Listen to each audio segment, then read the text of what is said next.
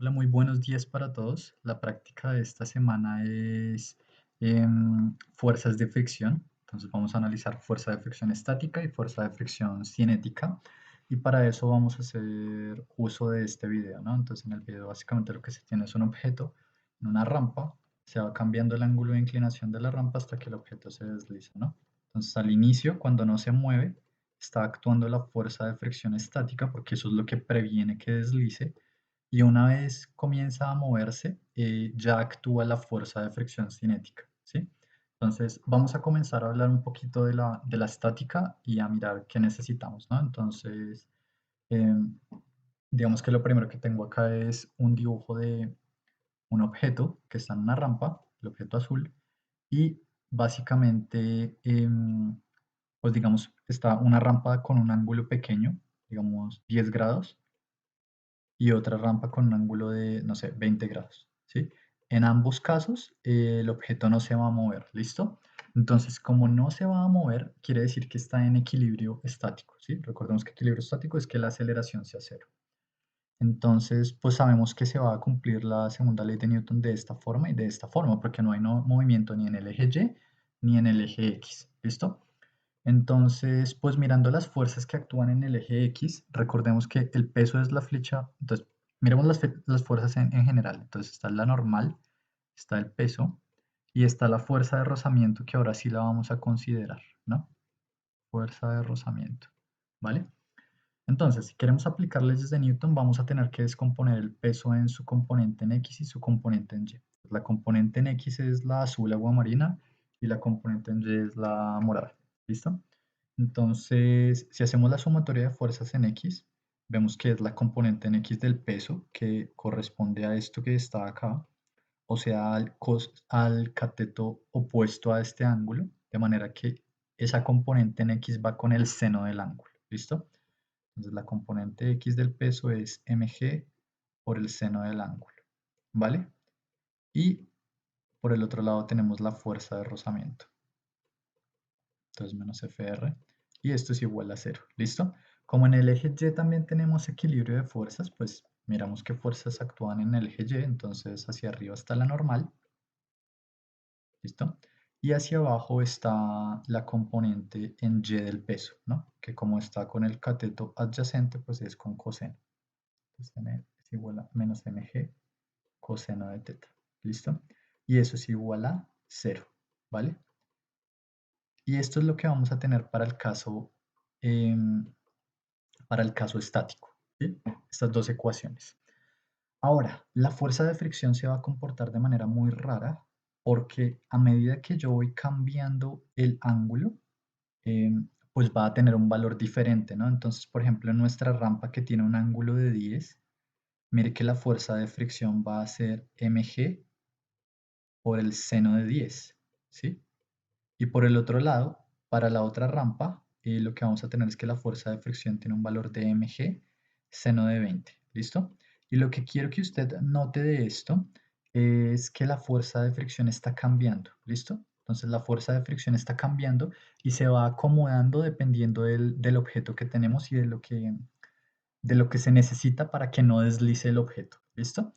Entonces, el comportamiento de esta fuerza de fricción estática viene dado por lo siguiente. Entonces, digamos que acá tenemos un gráfico, queremos pintar la fuerza de fricción, ¿listo?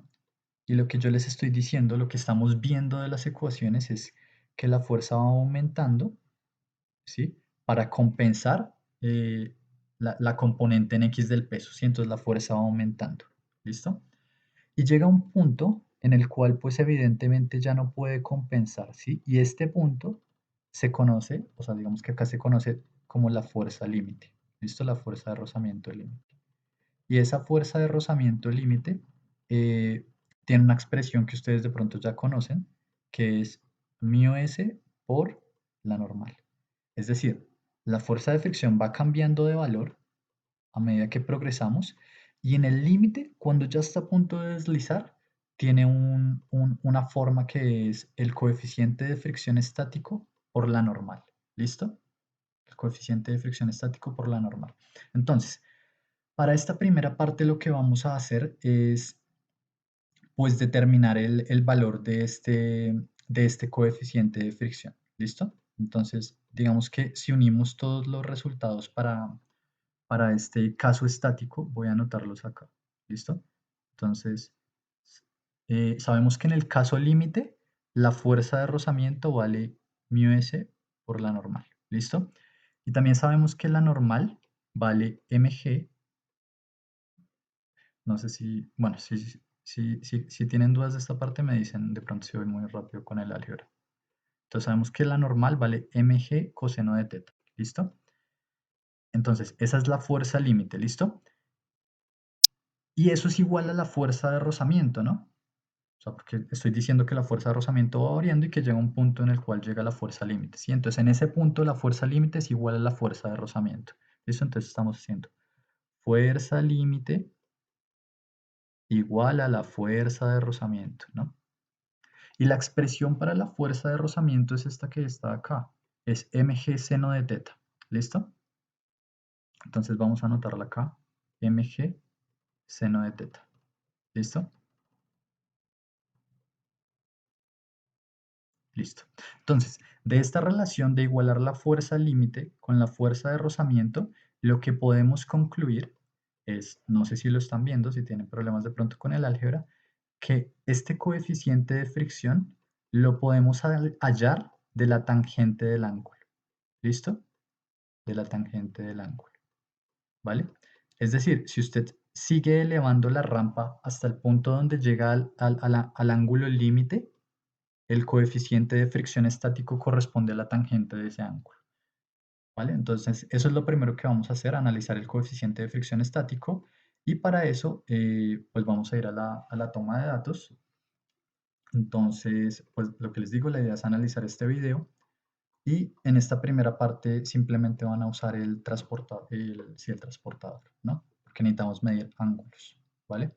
Entonces, pues nada, ubicamos el transportador en esta esquina, en la esquina inferior. Sí, entonces cuando está ahí está en 0.